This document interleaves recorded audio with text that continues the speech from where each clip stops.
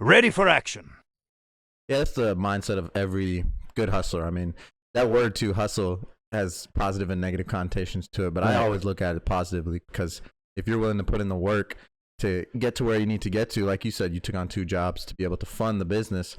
That's the sign of a good entrepreneur, because you're not going to kind of sit back and hope that your business is going to succeed. You know there's going to be bad days and good days, so you have to have something else to kind of compensate for those situations. Definitely. And what you did that's good, and I see this all the time with brands in general, is you had people who have fan bases or have followings who endorse your stuff. I mean, you have to have that in today's day and age. Having that is so crucial. Definitely. And I'm by no means am I the best at it. I just kind of lucked up that I had cool friends, pretty much. Cool friends who had other cool friends. Mm-hmm. I didn't really do anything but be myself. Mm-hmm. I think I'm a pretty likable person. I'm very relatable, partially because I'm a Gemini. Gemini go from one end of the spectrum to the other. Yeah. That they kind of understand all of those feelings in between. So I can have a conversation with anyone and kind of understand thought process or why they feel the way they feel about something. Mm-hmm. And that tends to make people feel comfortable. That builds these relationships. And I'm a pretty knowledgeable person about a lot of different things. Yeah, it sounds like you did your research before you got started into fashion. You looked up all these companies, you looked up the different things that you wanted to do. You had your vision, how to incorporate it. So yeah, you seem like you kind of checked all the bases before you got started. But even just with regular everyday stuff, I grew up as a kid not watching I watched cartoons, but at the same time, if you just came in the house at 4:00, came in the living room, I'm probably watching Animal Planet. Mm-hmm. I probably just got done watching SpongeBob, but I was probably watching Animal Planet, the History Channel, learning about how America was made, stuff like that. So National Geographic. So I can tell you what's popular in Nevada, what's popular in Texas, what's popular in Massachusetts. Those guys are big sports guys. Texas, they care about gun rights. I don't know. I just know so much useless information that I thought was useless, but then I have a conversation with a total stranger and it becomes useful. Mm-hmm. It builds a relationship. That's so important because I recently started doing that. I think, unfortunately, growing up as a kid, I was distracted with all these forms of entertainment that really have no benefit to you. It's not really going to grow your knowledge or your understanding of the world. So I started doing that recently. Instead of watching a TV show or a movie on Netflix, I'll look up the documentaries or something that I'm going to learn something about. It may not even be a field I'm interested in. It's just something that has factual information, history, that's going to teach me something about real world things. Because I feel like the problem with entertainment is, sure, it makes you feel good in the moment, but there's no long-term benefit to it unless you're exploring that field. Say you want to be a cartoon creator or something like that. Yeah. You should watch cartoons, see how they do it, it right. Get some game from watching it, then you can transition it to your endeavor. But most people don't have a vision when they're, soaking up this entertainment. And I think about that a lot just because we're not getting any younger. And so recently I kind of wanted to start exploring creating my own business, especially after meeting people like you and other entrepreneurs that I've met who kind of have their own gig going on. They work for themselves. And all of them don't really watch TV. They don't really watch movies. They don't really watch TV. They don't really waste time. If I'm with them, a lot of them are on their phones when I'm with them, and they're not texting or scrolling Instagram. They're talking about a move, or they're playing something out, an opportunity or something like that that's going to grow their business. I just argued for 3% interest all morning. That's why I was running late. I'm arguing about 3%. That 3% is going to change a lot, though. It's $146. I mean, long term, it'll go. It was a tough battle this morning for me to lose the $146 at the end. I lost today. It's okay. Haven't you heard the saying, how the rich stay rich? It's because they save their money and they look for every opportunity to save their money. Do you budget? Do you keep track of every single dollar you spend? I do. I'm one of those guys who's checking their accounts every day. I'm 23 years old and I'm so important. I'll go broke to make sure my credit stays good.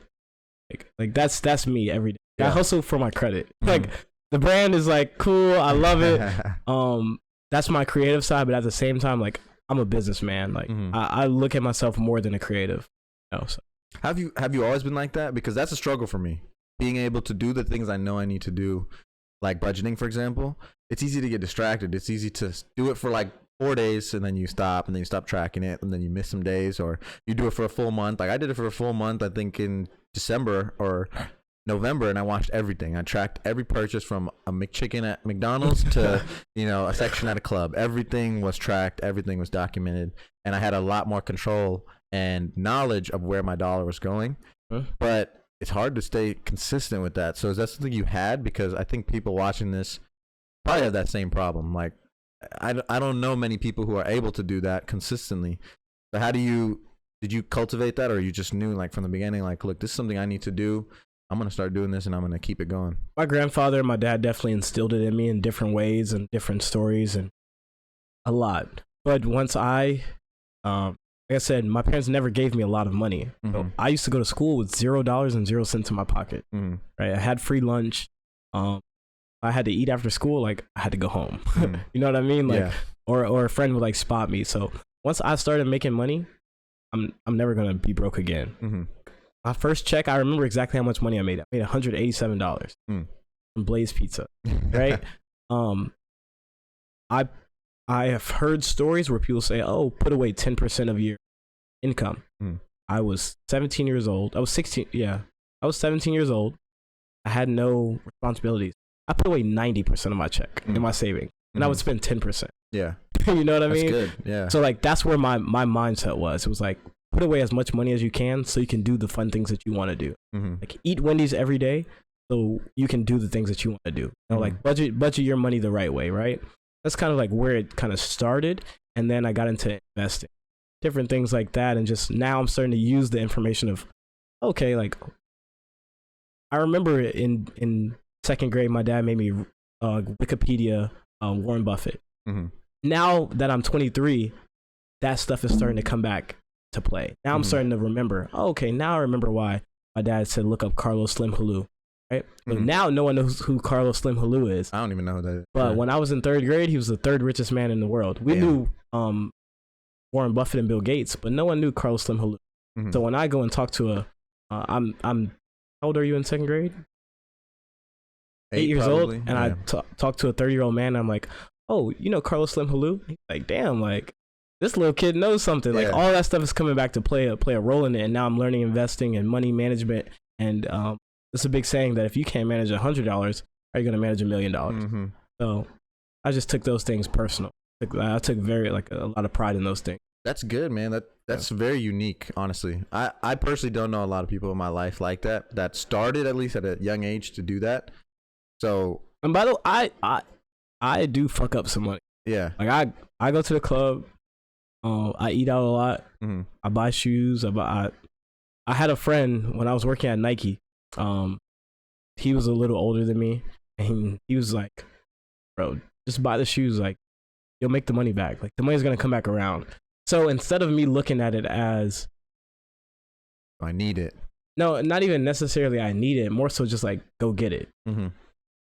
I used to look up to my friends, because I've always hung out with guys older than me. And I would see these guys wearing like all like Bape, Subi back before like that was popular. All kinds of different shoes, like all the like old vintage Jordans that were costing like $300-400 at the time. And I'm looking at these guys and I'm like, damn, like how are they affording this stuff? And for granted, like I definitely didn't know what they had in their savings or how they were getting this money. But I knew how I was getting the money, and I knew that I couldn't afford those things, so I worked harder so I could still save money, put money away, and buy those shoes. And like then I looked at it like now, and I'm like, I was making more money than those guys like back then, just because I had the hustle and the hunger for it.